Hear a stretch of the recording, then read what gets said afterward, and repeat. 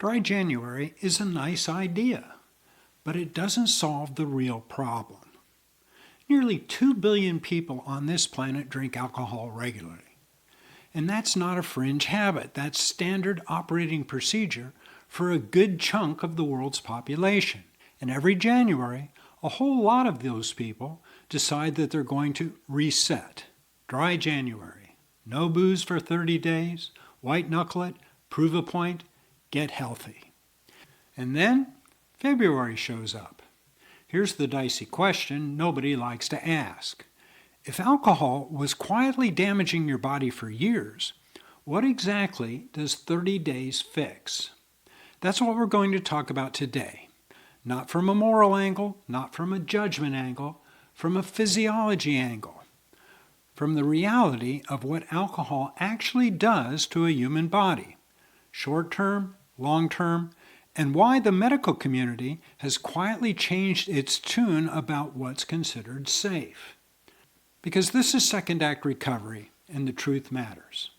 I'm Dr. Donald Crowe, and I practiced medicine for 40 years. A good deal of that time was spent trying to undo the damage caused by alcohol in my patients. I quit drinking myself 28 years ago. I wish I'd quit drinking much sooner. Maybe you're where I was 3 decades ago, wondering about alcohol's impact on my life and beginning to worry about it. In today's video, we'll talk about exactly what alcohol does to you, regardless of the type of drinker you are. When you swallow alcohol, it doesn't politely wait to see if you're a problem drinker. It starts working immediately. About 10 to 20% of that alcohol gets absorbed straight through your stomach lining. The rest, the heavy hitter, moves into your small intestine where absorption is fast and efficient. Drink on an empty stomach, blood alcohol levels peak in 30 to 60 minutes. Food in your stomach, that peak can take up to 3 hours. That's not protection, that's just a delay. From there, the alcohol flows directly into your liver through the hepatic portal system. This is the first checkpoint for booze, and it's not very effective. Only about 20 to 30% of the alcohol gets metabolized on its first trip through your liver. The rest, it's free to roam your entire body. Your heart, brain, pancreas, every cell that will let it in, and most of them do. Eventually, the alcohol finds its way back to your liver, the organ ultimately responsible for getting rid of it. Inside your liver cells, alcohol gets converted into something called acetaldehyde. That's the real villain. Acetaldehyde is more toxic than alcohol itself. It's not just irritating, it's chemically aggressive. It damages proteins, DNA, cellular membranes. Your liver tries to neutralize it with a second enzyme system, but here's the problem. These systems are limited. Limited enzymes, limited cofactors, limited capacity. You don't get bonus points for drinking faster than your liver can process. Quite the opposite. When the system is overwhelmed, and chronic drinking does that, acetaldehyde accumulates. And that's how fatty liver becomes inflammation. Inflammation becomes fibrosis. Fibrosis becomes cirrhosis. No dramatic rock bottom required, just consistency. While waiting to be metabolized, alcohol continues to do its work. It crosses the blood-brain barrier like it owns the place. The first part of your brain to take the hit is your prefrontal cortex, the part of your brain which is the seat of judgment, restraint, and impulse control. That's why people don't become drunk philosophers. They become impulsive negotiators with bad ideas. Then comes the hippocampus, the memory center. That's where the blackouts live. Then the cerebellum, balance, coordination, fine motor control. That's where the "I'm fine" walk turns into a field sobriety test. At higher levels, alcohol suppresses the medulla, the brainstem structure that controls breathing and heart rate. That's not being buzzed, that's a coma, and I hope I don't have to tell you what's next. But wait, there's more. Alcohol suppresses antidiuretic hormone, ADH, released from the pituitary gland. Normally, ADH tells your kidneys to conserve water. Alcohol tells them to let it all go. That causes dehydration. That's the morning headache. That's the dry mouth that no amount of coffee can fix.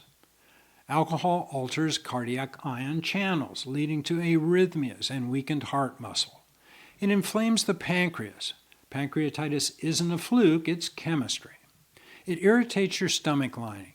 That's gastritis, ulcers, and bleeding. It suppresses immune cells, which is why chronic drinkers don't fight infections well. And yes, it increases cancer risk. Oral, esophageal, liver, colorectal, breast. This isn't a scare tactic, it's epidemiology. So what happens when you quit for 30 days? Here's the hopeful part. A month without alcohol absolutely does something. People sleep better. Anxiety eases. Blood pressure improves. Liver enzymes drift back toward normal. Weight drops, often 5 to 10 pounds in a single month. The fog lifts. Your body is incredibly forgiving, but here's the trap. 30 days doesn't undo decades of damage. It's not healing, it's a brief remission, like stopping a fire alarm while the wiring is still smoldering behind the wall. What happens when you quit for real? This is where the course alters. Over more time without alcohol, cancer risk drops, cardiovascular function improves, cognitive clarity sharpens, and immune function rebounds. Depression lifts. For heavy drinkers, longevity increases by 5 to 10 years. That's not meant to be inspirational, it's actuarial. For decades, we were told 1 drink a day for women, 2 for men. That guidance was just changed. The 2025 dietary guidelines moved away from fixed limits and now emphasize a different message. Less is better. There is no truly safe level. The World Health Organization says the same thing. Not don't drink, not you're broken, just if you must drink, drink less. Alcohol is toxic to human tissue. Some people tolerate it better than others, but no one is immune. Dry January is a test. Sobriety is a decision. Dry January proves you can stop. It does not prove you can live without it. That's the second act problem. Because the real work doesn't happen in January. It happens in March, on a random Tuesday when no one is watching. That's where the story changes. Or it doesn't. Look, I'm not here today to tell you what to do. I'm here today to tell you what alcohol does, whether you like it or not. And if you're watching this thinking, I just wanted a reset, that's fine. Just don't confuse a pause with a cure. That's not recovery. That's halftime. And in the second half of your life, the scoreboard doesn't care how strong your first half was. You don't win by proving you can stop. You win by building a better life you no longer need to escape. That's second act recovery. If you're still on the fence and wondering which course to take after your sober month, a great next step is to determine whether your drinking is rational or irrational. Armed with this information, you can move forward most effectively. To help individuals determine this, I have created a free, private, brief checklist to help answer this critical question. Download your free checklist by clicking the link in the description below. Additionally, to help the channel grow, please subscribe, like, and comment. I read all the comments and will respond. Thanks for watching. I'm Dr. Donald Crowe, and I'll see you in the next one.